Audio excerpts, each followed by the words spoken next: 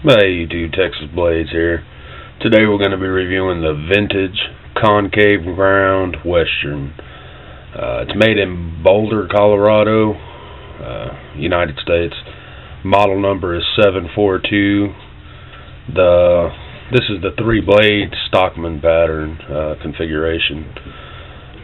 You can get it. You can still buy these even though it's vintage. You can buy them for about $20 to $40 depending on the shape. One in this shape right here, it would run you about 20 bucks, something like that. You could probably find them in better shape for the same price. It's pre-1970s. I've done a little bit of research, couldn't find an actual date on it. It just it was in the pre-70s bin, so it's pre-70s, but you know, that may be 50s, that may be 60s. I have no clue, so don't quote me on that. It's 4 inches closed, but again, I couldn't find exact measurements on the blade here. It's got a brown jigged bone handle, nickel silver lined bolsters, pins, and this little shield right here, and then it's got brass liners all the way through it. I don't know if it's picking that up or not, but it's got brass liners all the way through it. It's a really nice looking knife. And that's about all the information I could actually find on the knife. It's got 3 blades. This is the spear point blade.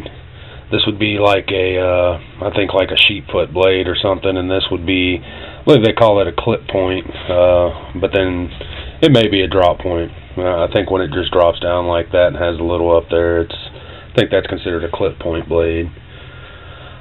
You can tell it's vintage just by looking at the steel. For one, the patina on it, but two, it's a carbon steel. Most pocket knives nowadays you buy are usually stainless, cheaper, inferior steel.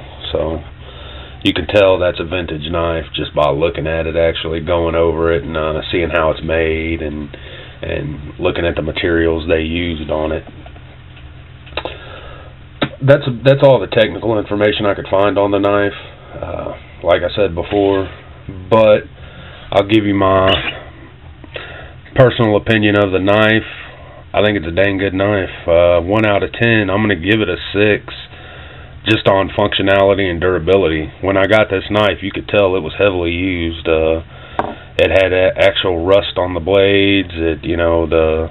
The hardware here looked really bad. I've shined it up a little bit. We're going to restore it completely. I've looked at it a little bit, and you can see there's some wear on this blade right here. It wiggles a little bit, so we're going to take it apart and see if we can't fix that problem. The springs in it are really tight still, or the spring in it, I should say, is really tight. Not that there's actual springs in there, just, you know, the motion of the knife. It's really tight, yet it's really easy to open the blades. It's, you know, you can do it just, you know, most older pocket knives, you do that. You actually have to have a pocket knife just to open that little blade. And this one opens really easily. And I was going to show you what I meant about the wear on this. You could tell the larger blade was the one that was actually used. You see that wear there? There's none on this one. And then there's none on this little one either. So for a knife that is 40 plus years old, maybe 50 years old, it's held up really well. Usually when you find older antique knives, the handles are, you know, are cracked or weathered or something. This bone handle is really held up really well. There's a little bit of pitting on the hardware and brass, but as far as the steel itself, no pitting whatsoever. There's a little bit of surface, you know, blemishes on it. But I kind of like the patina. I don't think I'm going to take it off of there. I think it looks nice. So overall, yeah, I'm going to give it a 6 on durability. I think they could have done something nicer with the handle. I don't particularly like bone handles, but when they do use them, I like the lighter colors. I don't like the brown. I didn't find any other models. Every one I've seen online looked just like this. They were all brown. Exact same knife, actually. So I didn't find it in a lot of different models. And like I said, you can pick them up cheap enough that if you can find one in good shape, it's worth paying $30 for, because the knife is going to last you, well, at least 40, 50 years, you know, as long as it's in good shape. But if you can pick one up like this for 15, 20 bucks and restore it, that's a great deal.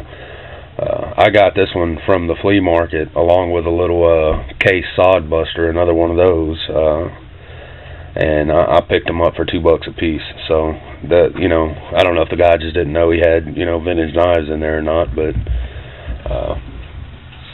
I even kind of told him, you know, these knives are expensive back in the day, but they were both, you know, they were both pretty torched. I had to do a lot of work on the sod buster to get it looking nice again, and I'm going to have to do a little bit of work on this one as well. So good little blade. I like the tri-blade configuration. I'm always into pocket knives that have more than one blade on them. Even my little Uncle Henry I carry has a second blade on it. So definitely a good little pocket knife. Thanks for watching, YouTube.